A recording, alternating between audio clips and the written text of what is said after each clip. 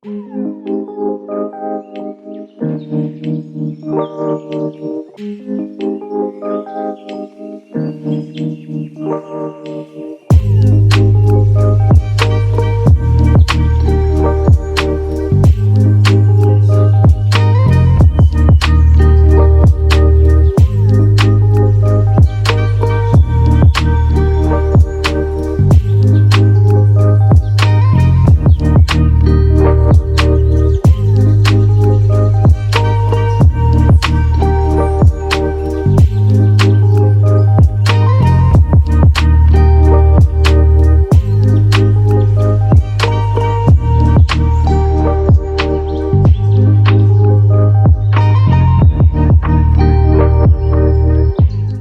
everyone, and thank you for tuning in to another episode of Beauty Not Boundaries. I am your host, Felice. Beauty Not Boundaries is where everyday women navigating real life come together to share our authentic experiences without boundaries. We do this in hopes of inspiring each other and helping each other grow. So, welcome. Be sure to follow me at Beauty Not Boundaries on all social media handles.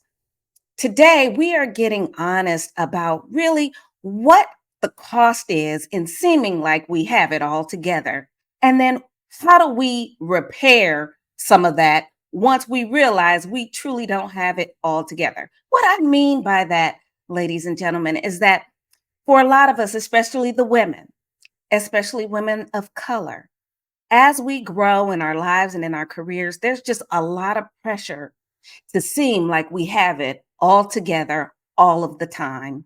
That's in front of family, friends, co-workers, our social networks. We have to put on that face, or at least we feel that we have to.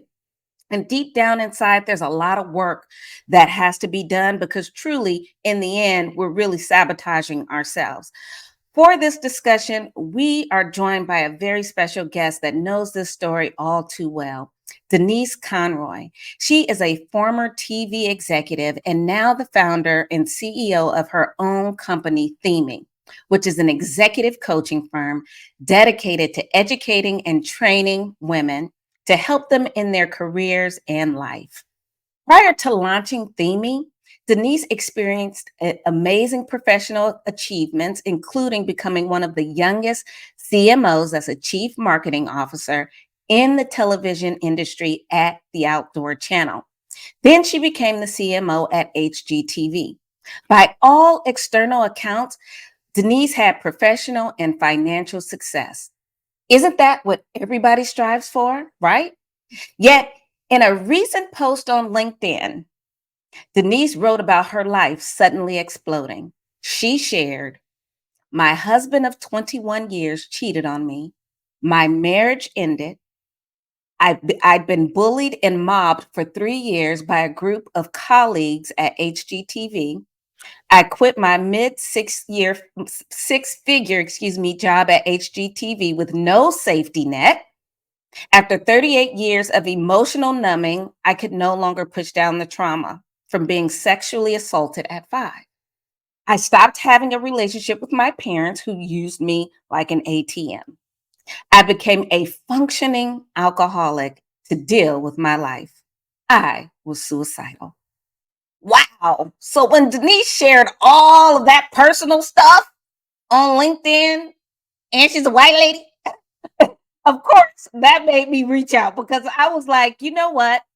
If any of us were on the outside just looking at all of her accomplishments, her resume, right? Maybe even her wardrobe, we would think, oh man, she has it all together. We want to be like that, right? But Denise had a lot going on.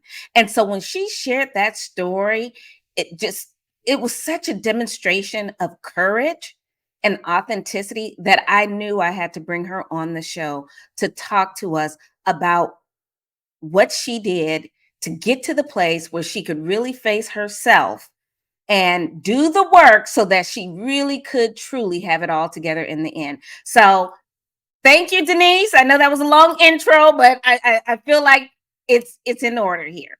Thank you so much. Good to be here. All right, so Denise, why don't you tell us just a little bit about yourself, your background, where you're from, like Who is Denise Conroy? So I was the only kid in my family. I'm one of four, oldest, only girl. And I was actually born in Pittsburgh, unlike all of my brothers. And we moved to West Virginia when I was a really little kid, like still a baby. And I grew up in a little town called St. Albans, West Virginia. It is right outside of Charleston, West Virginia. I hated every minute of living in West Virginia. I couldn't wait to get out. I just never quite felt like I fit in. I was sort of an outcast, honestly, all the way from like grade school all the way up through high school. I just, I could be on the periphery of a lot of social groups, but I never fit in.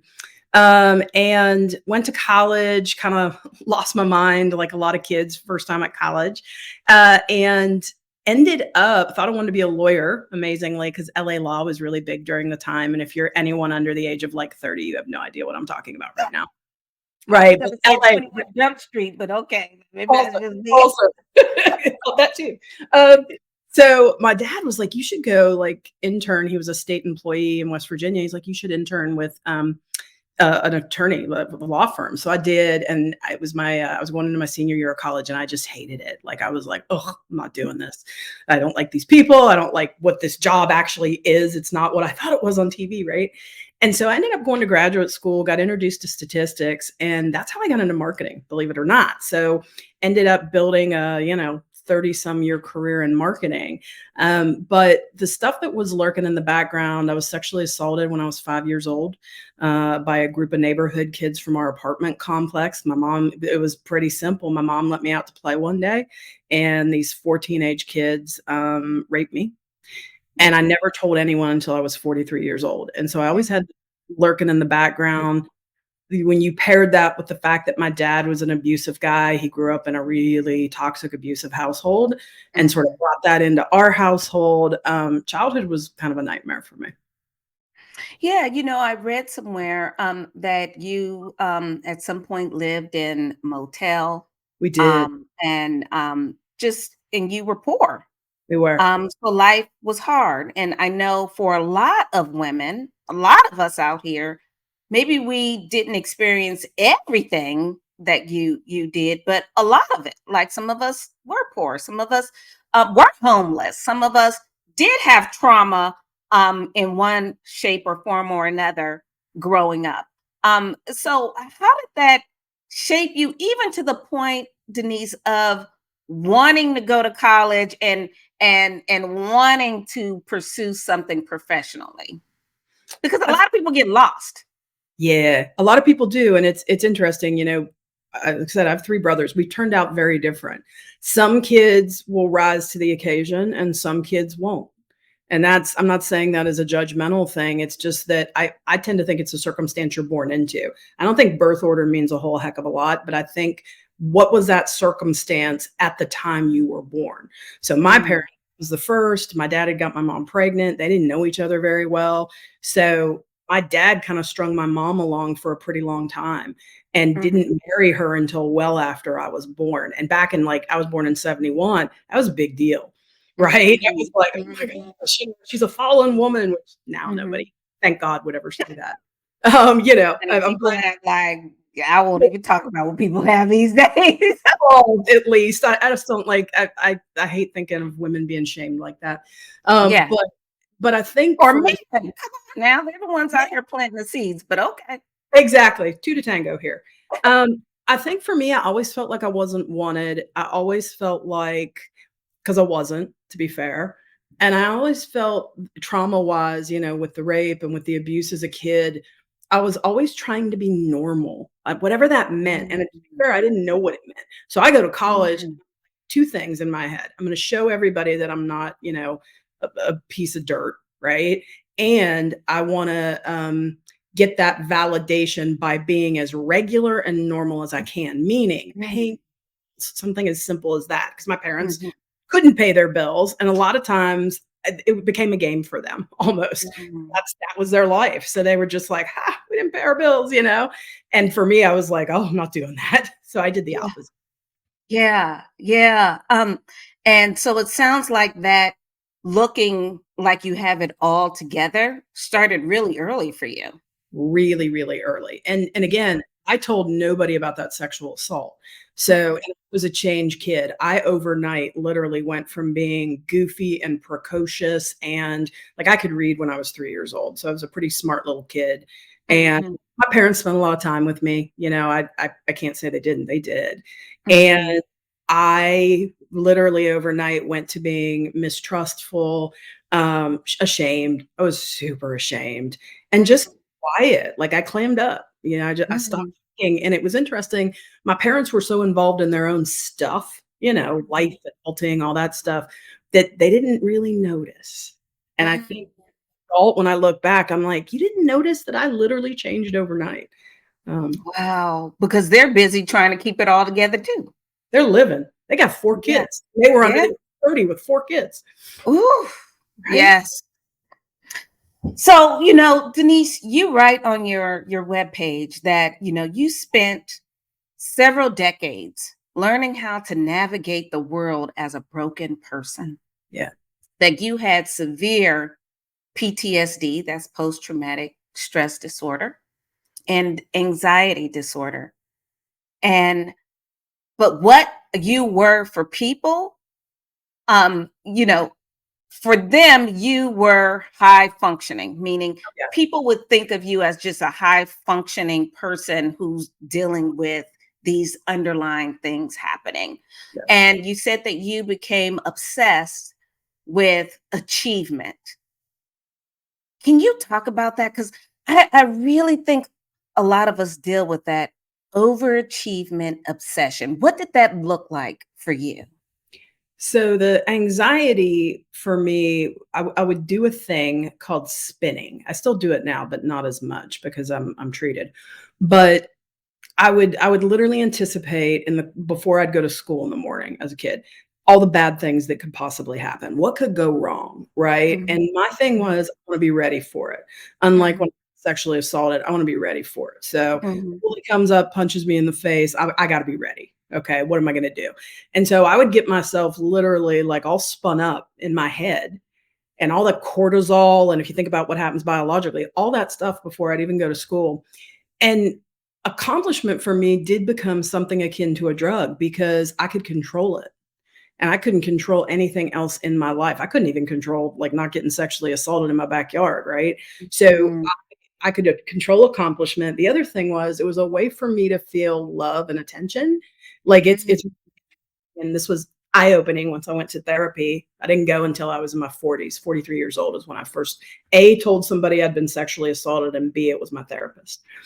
And for me, that's how you got love in my family. You got Oh, love by and every family has it. It's wild, you know, because I talked to my husband about this too. In my family, you got love 2 ways, by accomplishing things and not being a burden. And I learned those mhm. lessons very early and very well and pushed a lot of pain, a lot of struggle down so I didn't burden my parents, but also athletic achievement, academic achievement, that was the gold star, that love I was seeking from them, and frankly, from anybody who'd give it to me, teachers, you name That resonates so much with me because in my family, the way you got love, if any, or any type of reinforcement, positive reinforcement, if that's what we want to call it, it. was through obedience. Interesting. And I have been asked, why are you a rule follower? Why do you raise your hand before you speak? And why do you, fold your hands, as you're sitting there properly? Yeah. And because I learned early on that if I wanted any type of affection, it was positive affection, it was going to be through following the rules and being in my place, and that it has taken a lot to undo a lot of that, but I still deal with that. And so you learn these behaviors that will ultimately be unhealthy behaviors for you, through the reinforcement you get as a child. And what about, because I imagine, even in school, from people maybe not in your family, the way you got positive reinforcement was probably through that achievement, getting the gold stars and stripes. It was, and it was for me, it was always about being at the very top of the class, like being at the top of the class, reading first, getting long division first, like all those things, you know? And I took that Mm, into adulthood with me. I mean, yeah. everything I did in my career was like I was just logging gold stars, you know what I mean? Working like crazy, and I always used to think too that my work ethic was what would set me apart. It took me forever to learn how to work smart and not just hard because I Mm. other thing I was talking to my shrink about this the other day. Part of my persona is and definitely more deeply was all about I can take as much pain as you can give me. I will work my face off. I will, outwork anybody, right? Ooh, yes, yes. And a lot of us have that trophy. A lot of us use that as a trophy. For Totally. me too, like getting the A. Yeah. Like I remember like really being like bothered if I didn't get an A. Yeah, for sure. Most and I have 3 degrees, and most of my degrees came with A's, on my transcript. But when I did get an A, even if, Denise, it was a B plus, it was like, oh my gosh, Yeah, my offensive. world is ending. I am not, they're not gonna like me, they're not gonna think I'm smart enough. And the truth is that, you know, teachers, especially in grade school, they shower all of the gold star kids with affection when it's really the kids that may not be the gold star yet, who need the affection, who need the positive reinforcement to get to the gold star. So I think And that's something really in how we raise children that we yes. need to address. I hate it, I'm so glad you say that. One of the things I loathe about education, and I don't have kids, I don't know if this is still the case, but when I was coming up, you got put on a track pretty quickly. Remember, you get to high school and it was officially a track, right? So you would have, I think it was actually junior highs when it started. There were gifted kids, there are kids who are college bound, there are kids Yeah, who are tech kids. I think that's terrible. Just awful to yeah, try to determine what someone's destiny is going to be. A lot of times, like I grew up in West Virginia, they didn't say, hey, do you want to be the college prep kid? They were just like, oh, she's smart, she's a college prep kid. And yeah. it's just very unfair. It's very Oh, that's a whole show in and of itself. That's a whole show in and of itself because we do a lot of damage in oh, those early formative years and we yeah. carry it into adulthood. And we get to this place where it is this overachievement. I a disorder because you need to have all the stars and stripes. Like Yes. many of us, especially women of color, we can say, "Oh, well, I have 5 degrees, and I have a lot of trophies, and I outworked everybody. I can work harder than anybody." Right? A lot of us say that as a point of pride. Right? I can outwork. I work better than everybody else. Right? How Yeah. is that damaging to us as women, and how is that damaging to you? Well, you're not a well-rounded person. I literally talked to my therapist about this on Monday. You're not a well-rounded person because if that's your only MO, your archetype is that I work hard or I'm real tough, so tough I can work nonstop. That takes a toll. There are like biological things. Like I said, your body releases cortisol. Cortisol wreaks havoc on your body. I mean, you are in a place, and I was always a really sick kid. And it's interesting because my parents were like, why is this kid sick all the time? And now that I look back, I'm like, because I was perpetually stressed out, Yeah, like, and I'm not blaming that on my parents. They didn't know, but yeah, now that we know so much more than we used to, I think that it is a destructive force, both physically and mentally, to live in that way, in that pursuit of. I always think of it's like being at a dog track, right? I used to live in yeah, track. My dad was a yeah, gambling addict, so I got to go there. And it's like that those dogs that chase that rabbit, right? Just chasing it and chasing it. You're never going to catch it. Woo!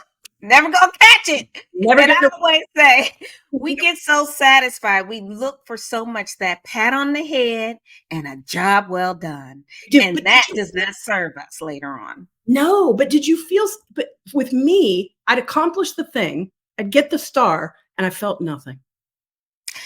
I it's funny because I remember at one point actually getting a scholarship award and returning it because I felt that I didn't work hard enough Oh no. for it.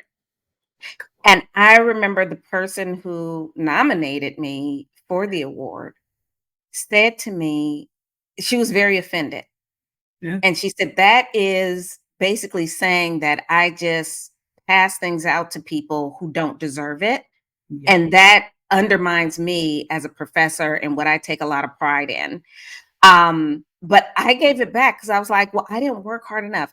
And it wasn't that I wasn't working hard. I was working smart and I was really good at it. It was in writing. My undergraduate degree is in English in writing, and I'm a great writer. And she recognized that in me early on and, nominated me for this prize and I got it, but I felt like I didn't work hard enough for it.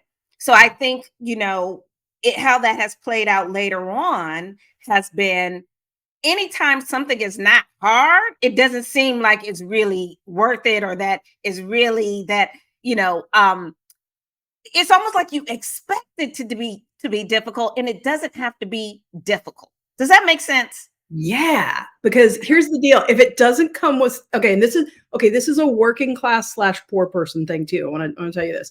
So, um, it's that I have to suffer for something to be genuinely good and right and deserving. There must be suffering, there must be struggle, okay? And what's wild is I'm on my second marriage. I married a guy who comes from a incredibly wealthy family. His great-grandfather on one side, which was Joseph Bear.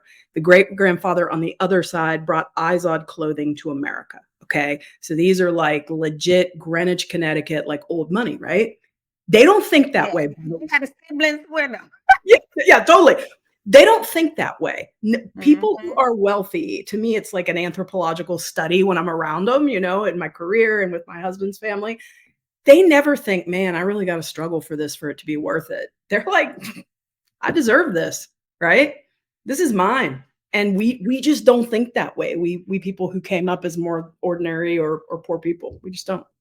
And we're taught that, especially us people of color, especially those of us are who have certain religious beliefs. I'm a Christian. For a lot of Christians, we've been taught that, is trial by fire, basically. And, you perseverance, you got to struggle and make it through in order for the prize to count. So, Denise, so we got through that. And so we know there's this overachievement disorder. Now, walk us through how that impacted you as you climb the corporate ladder. Well, I went in with a tremendous chip on my shoulder. So I had this incredible chip on my shoulder. I can outwork anybody. And I was so unevolved emotionally. When I say I was a broken person, it would take nothing to offend me, especially for someone to offend my intelligence. That was my thing. I got to be the smartest person in the room. And if I'm not the smartest person in the room, basically, I'm going to act like a big baby.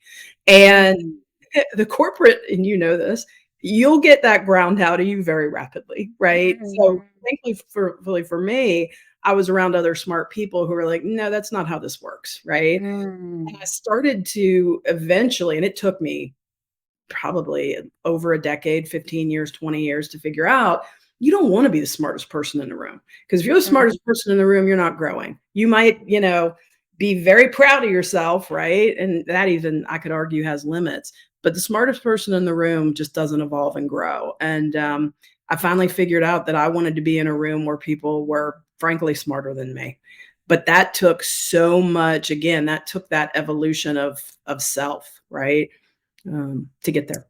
And I think it takes a level of confidence because I think the needing to be the smartest person in the room really comes from a lot of insecurity. Oh, so much. And a So lot of women give other women a hard time in life yes. and at work because they truly deep down inside don't believe that they are valuable, that they are worth it, that they are qualified. And Mhm. so that comes out in aggression toward other women. And no, I need to be the smartest or I need to be the token, Yes. right? Yes. Right. That's It's just so okay. So you're in this space and you're basically it sounds like almost a bit of a mad woman internally Yes. because you need to be the smartest. And you're right. If you're the smartest, you're not learning. It's better to, be surrounded by really, really smart people. Um, then you went to HGTV, and this is not a show about HGTV, but I do want to talk about what your experience was, because you walk in and you're this person that's already made up, and you have this going on, and now you're in this seemingly dream job, and things just start happening to you. What happened? And do you think part of the what role did the chip on the shoulder play in that? Oh gosh. Yeah, so I walk into HGTV with, to be fair, a little less of a chip on the shoulder because before HG, I was the senior vice president of marketing at the Outdoor Channel, which is a hunting and fishing TV network. If you're not into hunting and fishing, you wouldn't even know that network exists. So I worked there for 7 years, quite liked it, but I went through right before I left there a brutal 360 process. I had never been through a 360 review. And that was the first time I saw coaching because I basically people were like, I can't stand this woman. People above me, people at my level, people, who worked for me were like, ugh, I don't like her. And that Mhm. really hurt me and it really woke me up because I was like, I don't want to go to work and be that person that people hate. I'm not about that. Mhm. So I started to evolve a tiny bit, but still had not told anybody about my abuse, sexual assault, had not gone to any therapy and anything like that. So I go to HGTV thinking, okay, this is my big thing, right? This is the big event. I'm the CMO.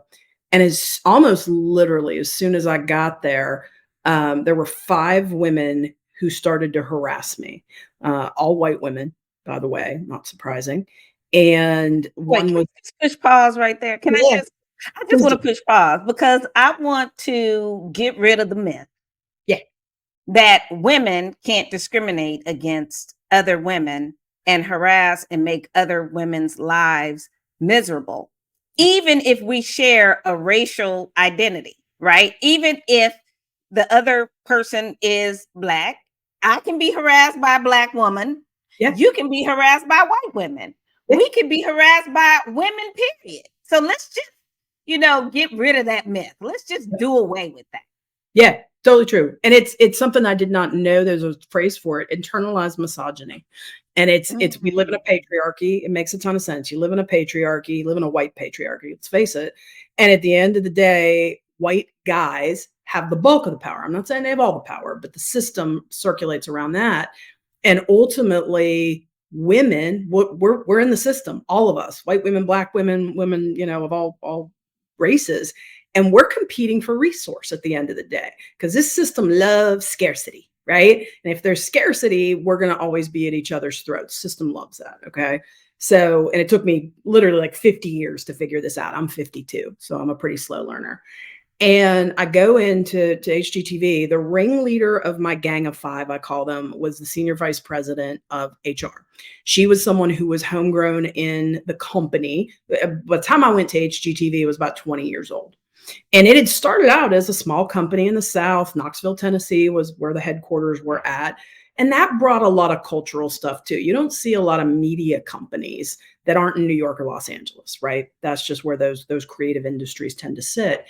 And this woman just from day one was like, I hate Denise. She is. And I think it was because I brought change, and change is scary. Like my entire career to that point, I was a change maker, someone who turned things around. And HGTV at that time needed to be turned around. It had had stagnant ratings for, I think, 6 years at that point. So they needed, I remember being walked around, introduced to people on my first day. And the president of the network said to people, this is Denise, and she's our new CMO. She's going to raise the ratings and she's going to get us younger viewers. He said it to everybody. So I was intended to be a change agent, and this woman was having none of that. So she started a smear campaign against me pretty quickly, which entailed her gossiping about me, making up rumors about me. Which is what caught me off guard by it is I'm very boring. Like I really am a fairly boring person. Like at the time I'd been married for like 20 some years. So I just don't have a robust social life that you could make a lot out of. But man, everything from telling people that, I my skirts were too short, My shirts were too tight, which is interesting because when I look back at pictures, I was a pretty conservative dresser, you know? Right. So I had her. I had 2 employees that I inherited, one who wanted my job. And I always say to people, my biggest mistake was not firing both of them right on the spot, like literally coming in and cleaning house. So that's just a lesson to everybody. If you have someone who was vying for your role, don't play that game where you're like, I can coach them up. They're going to become my best work friend. They're not. So get rid of them because they're going to be a Well, thorn. and that's a whole other, that is just Yep. that's a jewel right there, Yeah. folks. And you talked about how your boss, or not, maybe not your boss, but the senior VP of HR, along with some of your subordinates, were basically making your life miserable, and basically harassing you and coming for you, which no one would expect, right? No, least of all me. I was a kid who had never been bullied. So for me, it was a whole new experience and I was really ashamed about it. Like I remember at the time I didn't tell my husband about it. I didn't tell my friends about it or my family. I was ashamed because I was like, what is it about me that makes me seem so weak that people think they can target me? Because I remember my persona was built up around being tough, right? Being tough, I can outwork you, I can take anything. And lo and behold, I always say this, corporate America is not prison. So I can't respond as I might respond in a different environment, right? Because that is not acceptable in You corporate can't call people out to the parking lot. That's not gonna happen, right? You can't come for people in the way that they're coming for you. No. You have to take the high road, and Mhm. that also puts a lot of pressure on you. And Yes. in addition to the work hard boss that you were, you also had the stars and stripes mentality of I'm a high achiever. Right. And here's the saddest part. I was a high achiever at HGTV right out of the gate. I made moves. I made changes to how we bought advertising. I come in thinking I'm just doing a marketing strategy. I ended up doing a strategy for the entire network to put the network on a new path, and it was working. Our ratings were going up. We were making more money in ad sales, and I'm still being tortured and bullied mercilessly by this group of women. And what was tough about it is a couple of them were, like I said, my subordinates. Actually, 3 were subordinates. I had 2 vice presidents. I had one who was my assistant, if you can imagine. So I come in, Mhm, you get mhm, assigned an assistant, and the assistant right out of the gate was somebody who was just loose lips, right? mhm, Couldn't keep mhm. confidences, and you're an exec, you're dealing with a lot of confidential stuff, right?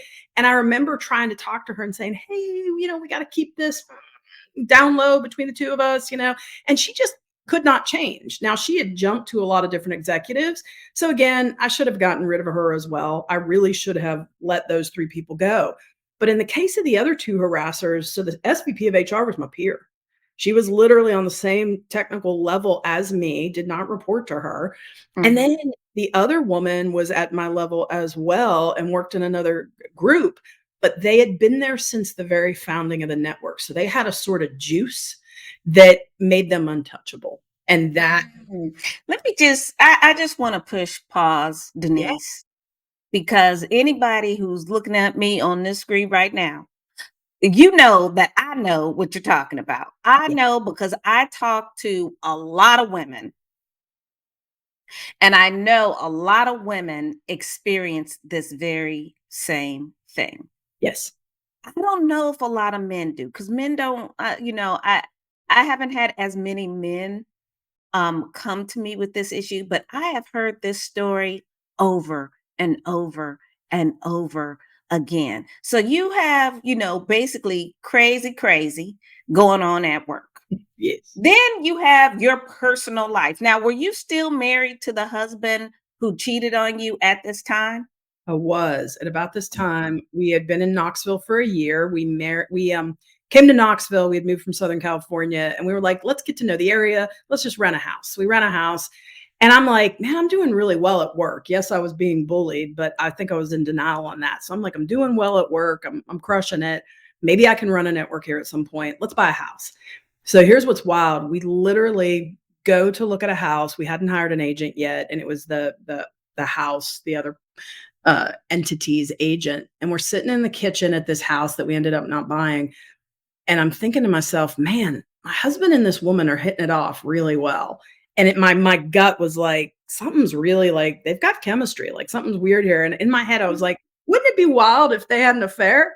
And it was almost Mhm. like I was wishing it into being, and literally weeks later, I find out that he's been having an affair with this woman.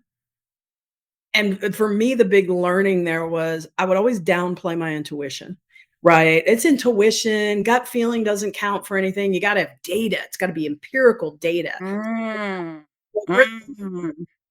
and man, never again, never again. Your intuition is there for a reason. Trust it. Trust. Amen to that. I tell people you have to be guided by something.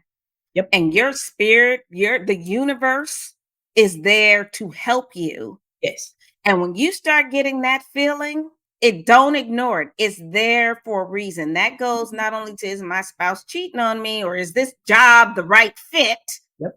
It also goes to, I don't know, should I even be around this group of women or men, or should I even be part of this professional setting? Or wait a minute, I'm going into this parking lot and something is telling me I don't need to be in this parking lot by myself right now, Yep. right? The universe is here to help us, to guide us, to protect us. And so you get this feeling your husband's cheating on you. You got cray cray at work. Oh, yeah. You know, dude, like what were you doing to keep it like you had it all together, to keep up the appearances? Man, I was barely keeping it together. Those cracks were getting wider and wider. I started drinking. So there was a restaurant that had a nice bar on the way home to my house. And one day, and this is wild, I was not a drinker, honestly, like Mm, almost at all, right? Very mm, drank a ton in college. And then as an adult that was out in the world, I just didn't, you know? And remember, my dad was an alcoholic, so I was always like, "I don't wanna be an alcoholic like my dad," and lo and behold, that's what I turned out to be. My version of alcoholism was very much like my father's. My dad worked in a profession, for the state of West Virginia for 30 years. He worked with the governor, he worked with the legislature. He was never drunk during the day, but man, he'd come home and tear it up, and that was me. When it mm, was over, I'd stop off at this bar and I'd drink alone, which is 100 mm. hear people say it, drinking alone is, like, sad, real sad. Yeah, yeah. I was just watching something and it's a gentleman and I forget his name. Anyway, he just wrote a book with Oprah. I'll figure the name out later. I know Oprah's name though. But he said, be careful about the things you do alone Yes. because the things you do alone in secrecy can become addictions. And that's true for drinking alone, shopping alone. Yep, So a lot of us numb, and we don't know we're numbing yep. with the you sitting at the bar, and it could be even if you're at the Four Seasons bar, folks. Thank you. Even if it's a glamorous bar, right? You don't have to be surrounded by winos for it to be alcoholism, right? If you are pounding back martinis, even glasses of wine on a regular basis, alone and with other folks, you might need to pay attention to that. The other thing is some folks are numbing with shopping. You're shopping on you at the mall all the time. You always got a new bag. The way you function is that you have a new Louis Vuitton bag every time you get paid. You have a new pair of red bottoms every time you get paid. Like that, those are issues because you know there's a world that's happening and we're trying to cope through all of these other things. And yours was alcohol, but you also shopped. Oh, I shopped. Yeah, before alcohol, there was shopping. That was all those dry years, it was shopping, and then as I started to make more money, because I made great money at HGTV, more money than I'd ever made in my life, right? More money than anybody I know personally had made in their life, because that was the whole thing. Like, I was obsessed with Christian Louboutin shoes. I used to get my hair cut in New York, so I'd go to New York for work a lot, and while I was there, I'd fit in a salon appointment at John Barrett, which was, like, $600 to get your hair cut. Like, Whoa. yeah, you just and for me, it was that whole recognize me, notice me, validate me, right? I'm not that poor girl from West Virginia who lived in a motel, and so all my insecurities were kinda screaming. They were Mhm. And then you talked about, Denise, your parents at some point were treating you like an ATM. And that doesn't mean that they had some malicious motive here. no. But I think a lot of people, including myself, can relate to parents who say, hey, I need this, I need that, I need this, and I need that. And you feel an obligation because they raised you to help them, right? Yes. Yes, and I think that there was entitlement on their part as well. Sometimes the entitlement was loud, sometimes it was soft, right? But I think for me, remember what I said is that I always had this strong sense that I ruined my mother's life, right? That the fact that she got pregnant, Mhm. yeah, I ruined her life. She gets stuck with my dad. My dad's this not great guy. Like I remember consciously thinking my dad is a bad guy, right? Which is a weird spot to be in. And so I think I wanted to make up for that on some level, but I wanted to be the one to buy my mom things. I wanted to be the one I wanted to buy her a house. I eventually did buy her a house. But I wanted to do it because I wanted to do it, not because I was being forced into doing it. And I remember the last straw for me, my parents just called me up and my mom was crying, and tears can be used to manipulate, by the way. It took me a long time to figure that out. But she was Mhm. like, we need 14,000, 14 grand. Like, who just calls somebody and is like, I need 14 grand? You know what I mean? Like, and did I have it? Of course I had it. But the way it was positioned was just not great, and, so I didn't talk to my parents for 2 years. Oh, I wow. Wow. That's deep. That's deep. That takes a lot. And again, even though that is a survival mechanism, because I have to cut off that which is hurting me, unhealthy for me, that process of even cutting it off is hurtful because you want to be surrounded by people who know you intimately and who love you or who are going to support you and who are there for you. But sometimes people, whether intentionally or consciously or unconsciously, they start to see you or treat you like something to be used.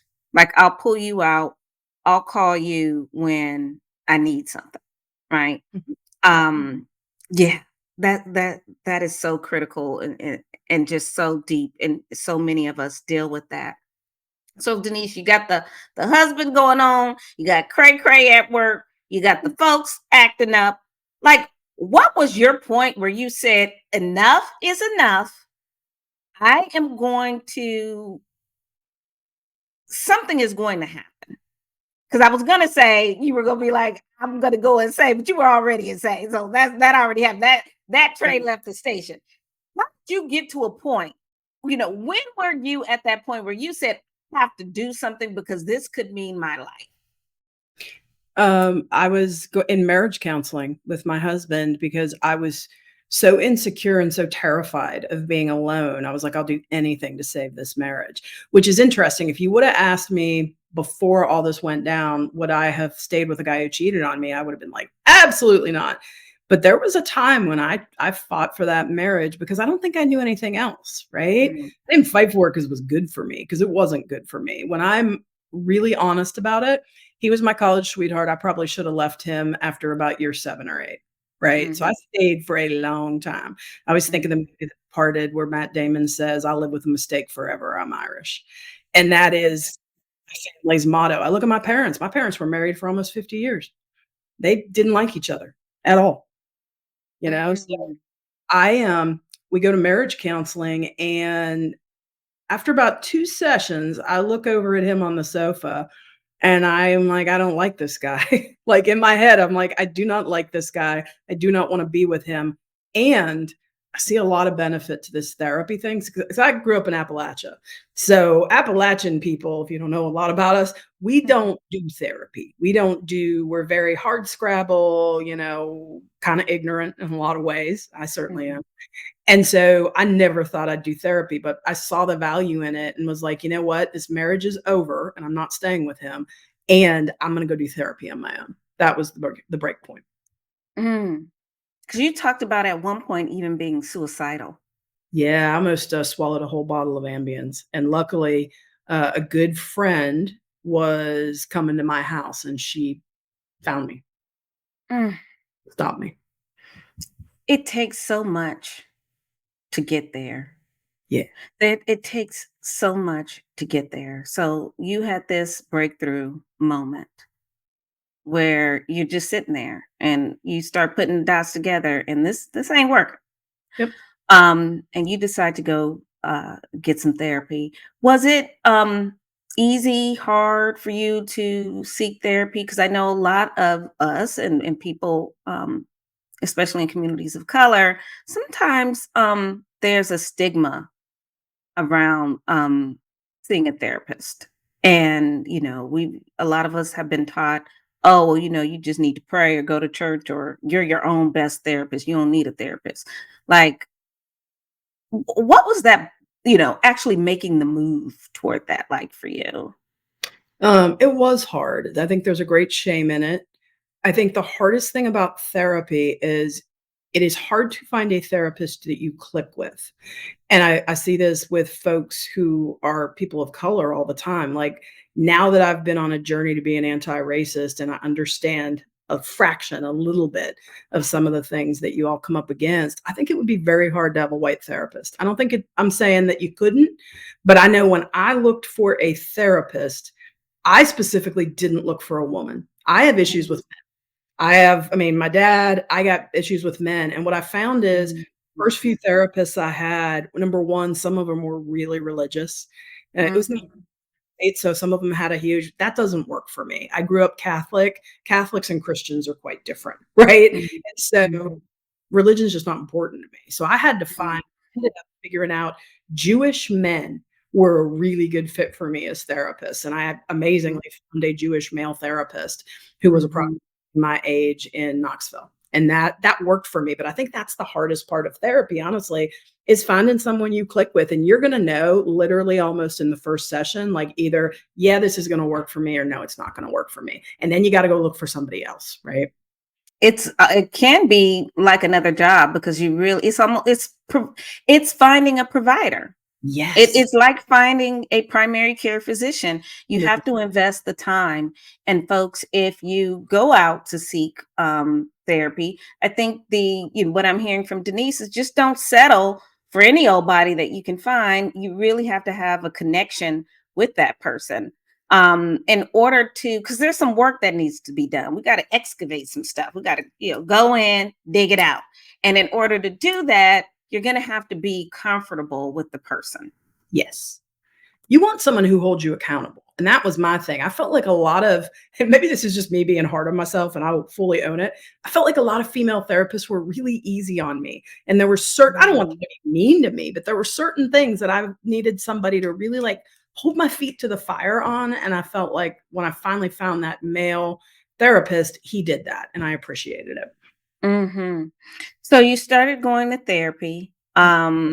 Did you what about your lifestyle that you changed? You left the husband, told him Yeah, went through a terrible you checked up the deuces to him. I did. What else? I did.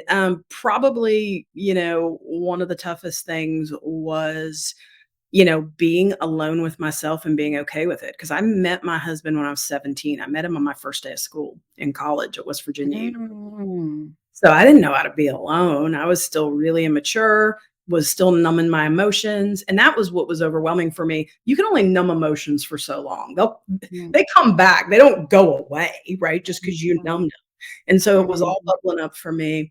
I started to make friends. I started to be more social, which I think was really good for me. I had never been social throughout my entire life because I was always hiding something, right? I was always keeping a Mhm. secret. So I started to do that. I started to work out. I found CrossFit amazingly. And that sort of changed me because it gave me legit a nice 90 minutes a day where I didn't think about anything but survival, like surviving a and that was Mhm, an anxious person like me. Eventually, I went on meds. I'd mhm, worked with a therapist, and he's just like, you should think about meds. And mhm, I went on Lexapro, and I'm still on it. It's been tremendously helpful to me. To your point, mhm, who say to me, "You could take vitamins," or "What about food as medicine?" Don't do that to people. Like, if they mhm. need meds, they need meds, and this girl might. For some people, that might be great. It For works. other people, they might need to work with their provider. Yeah, The key is work with your provider to find a solution that works best for you. But I also caution people that if your provider seems to just be tossing pills at you, that's a problem too. Because I that's a also, I just watched that movie series. I think it's called Painkiller. oh, it's terrible. I watched Yeah. it. So if they're just tossing pills at you to get No, you to shut up, that's a whole different ball game too. So takes a true. lot of discernment, a lot of patience with yourself and with the practice so that you can find the best fit and you can get the best treatment for you. And sometimes it is just a matter of workout, cut off the negative vibes, and sometimes people need more than that. And that was Denise's situation. So Denise, you did this, you did all the work. Yeah. Eventually, you met your current husband and you started a business. Tell us about that.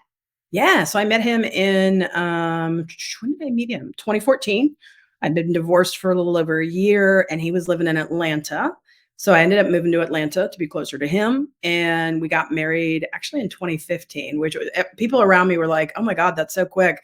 He was like no one I've ever met before, and he still is. I mean, we've now been married for, 8 plus years, and he's just I didn't know that you could find that in another human being. I just didn't. That's how immature and insecure I was.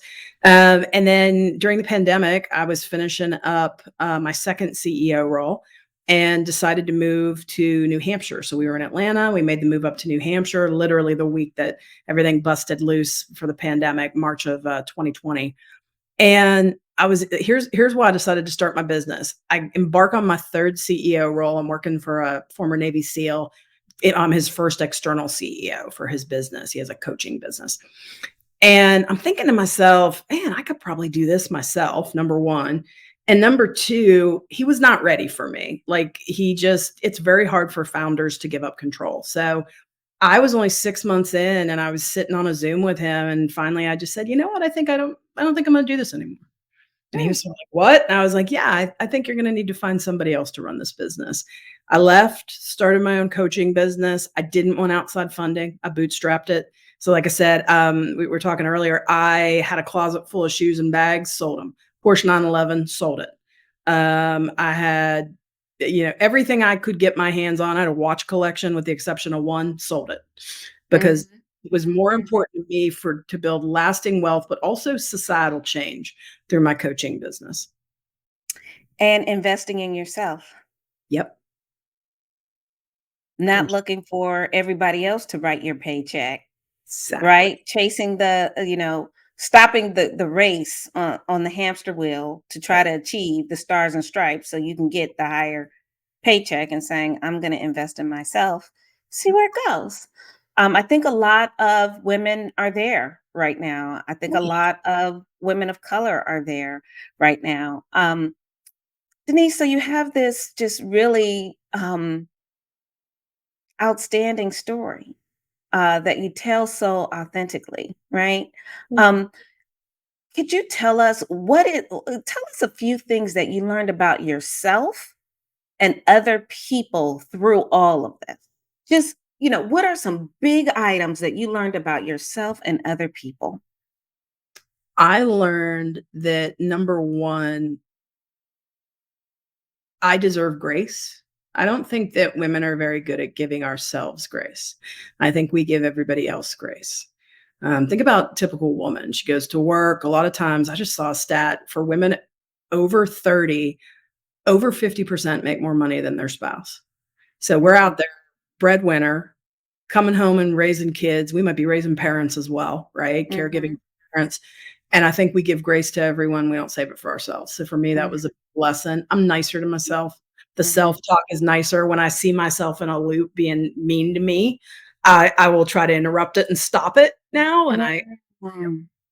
I'm not just always driving myself to do these things that I don't necessarily wanna do. I will burn a bridge like nobody's business. In fact, I'm launching a podcast that's gonna be called Bridges to Burn, and Mhm. we've all been told, "Oh, don't burn a bridge." World is big. I know we all like to play the 6 degrees of separation, the world is small, yada, yada. But if a relationship doesn't work for you, light that sucker up. That was something I learned. Ooh. Well, I'm known for saying never be afraid to walk away from a bad situation or a bad decision. Absolutely. Never be afraid to walk away from that mess because eventually it's going to come for you. Like Yes, if it was a bad decision, deal with that bad boy today. Walk indeed. away today. If it was a bad uh relationship, whatever it was, go now because eventually you're going to pay the price for Yep. that. So never be afraid to walk away. What is it that you learned about other people, Denise? Similarly, on the flip side of that, we each deserve grace. I think that everyone deserves the benefit of the doubt, and not just once, right? And I'm not saying you gotta be a sap or a sucker. I think that I come from that sort of family where nobody's to be trusted and don't be a sucker, you know? If you don't know who the sucker in the room, my dad used to say is, "It's you." And so I bought into that, and I think that what made me an infinitely better leader after I came out of therapy was I started to give people the benefit of the doubt. Before I was in therapy, I was really judgmental. And all that judgment was just me protecting all my own insecurities on everybody else. Right. So I'm less quick to judge these days and I'm more quick to ask people, what's going on with you? You know, you seem a Mhm, little bit off. What can I do? And I've had mhm, employees tell me, my mom's super sick. She's got cancer. When I've asked this mhm, question, I'm depressed and my meds aren't working. Well, that's stuff I mhm, want because if I can help you, if I can offload some work, if I can give you time off, if mhm, stuff I can mhm, wanna do. mhm. Beautiful, but you gotta care to I gotta give care. somebody the benefit of the doubt or to give people grace. If you don't care, Exactly. it doesn't matter to you, then you're not giving them the benefit of the doubt, and we've talked about that on this show. And we will talk about that more at another time because Denise, our time has come to an end. So I want to thank you so much for coming on our show and just sharing with us your story. And ladies and gentlemen, I hope you enjoyed this. Again, this is Felice, and you were tuned in to another episode of Beauty Not Boundaries. And I was joined by my phenomenal guest, Denise Conroy. Thank you, Denise. Thank you so much. Appreciate it.